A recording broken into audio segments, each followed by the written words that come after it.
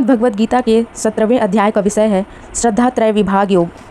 अर्जुन बोले, हे कृष्ण, जो मनुष्य शास्त्र विधि को त्याग कर श्रद्धा से युक्त हुए देवादि का पूजन करते हैं, उनकी स्थिति फिर कैसी है? सात्विकी है अथवा राजसी की तामसी?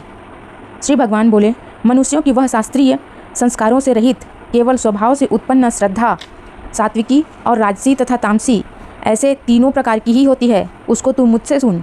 हे भारत, सभी मनुष्यों की श्रद्धा उनके अंतःकरण के अनुरूप होती है। यह पुरुष श्रद्धामय है, इसलिए जो पुरुष जैसी श्रद्धा वाला है वह स्वयं भी वही है। सात्विक पुरुष देवों को पूजते हैं, राजस पुरुष यक्ष और राक्षसों को, तथा अन्य जो तामस मनुष्य हैं वे प्रेत और भूत गणों को पूजते हैं। जो मनुष्य शास्त्र विधि से रहित केवल मनः कल्पित घोर तप को तपते हैं तथा दंभ और अहंकार से युक्त एवं कामना, आसक्ति और बल के अभिमान से भी युक्त हैं, जो शरीर रूप से स्थित भूत समुदाय को और अंतःकरण में स्थित मुझ परमात्मा को भी कृष्ण करने वाले हैं, उन अज्ञानियों को तू आसुर स्वभाव वाले जान। भोजन भी सबको अपनी अपनी प्रकृति के अनुसार 3 प्रकार का प्रिय होता है, और वैसे ही यज्ञ, तप और दान भी 3-3 प्रकार के होते हैं। उनके इस पृथक पृथक भेद को तू मुझसे सुन। आयु, बुद्धि, बल, आरोग्य, सुख और प्रीति को बढ़ाने वाले, रस युक्त, चिकने और स्थिर रहने वाले तथा स्वभाव से ही मन को प्रिय ऐसे आहार अर्थात भोजन करने के पदार्थ सात्विक पुरुष को प्रिय होते हैं।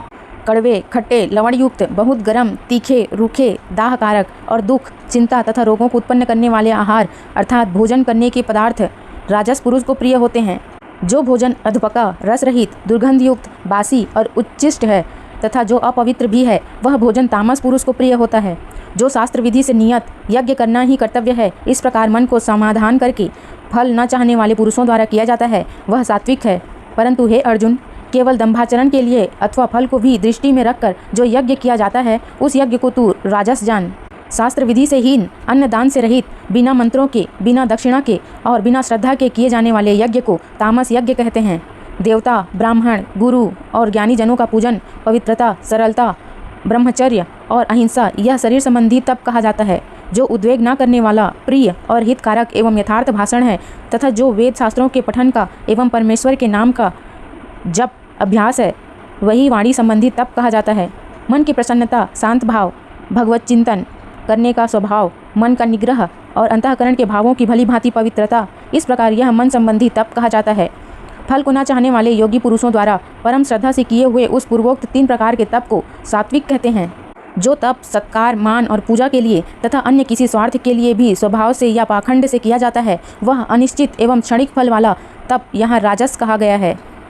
जो तप मूर्तापूर्वक हठ से मन, वाणी और शरीर की पीड़ा के सहित अथवा दूसरे का अनिष्ट करने के लिए किया जाता है, वह तप तामस कहा गया है। दान देना ही कर्तव्य है, ऐसे भाव से जो दान देश तथा काल और पात्र के प्राप्त होने पर उपकार न करने वाले के प्रति दिया जाता है, वह दान सात्विक कहा गया है।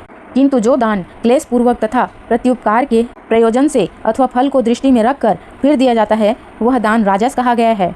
जो दान बिना सत्कार के अथवा तिरस्कार पूर्वक अयोग्य देश काल में और कुपात्र के प्रति दिया जाता है, वह दान तामस कहा गया है।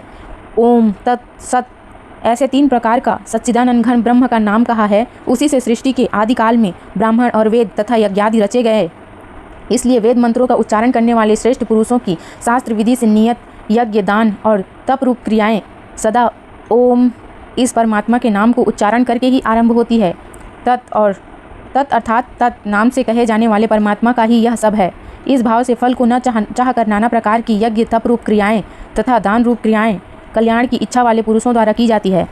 सत्य, इस प्रकार यह परमात्मा का नाम सत्य भाव में और श्रेष्ठ भाव में प्रयोग किया जाता है। तथा हे पार्थ, उत्तम कर्म में भी सत शब्द का प्रयोग किया जाता है तथा यज्ञ, तप और दान में जो स्थिति है वह भी सत्य इस प्रकार कही जाती है, और उस परमात्मा के लिए किया हुआ कर्म निश्चय पूर्वक सत्य ऐसे कहा जाता है। हे अर्जुन, बिना श्रद्धा के किया हुआ हवन, दिया हुआ दान और तपा हुआ तप और जो कुछ भी किया हुआ शुभ कर्म है, वह समस्त असत इस प्रकार कहा जाता है। इसलिए वह न तो इस लोक में लाभदायक है और न मरने के बाद ही।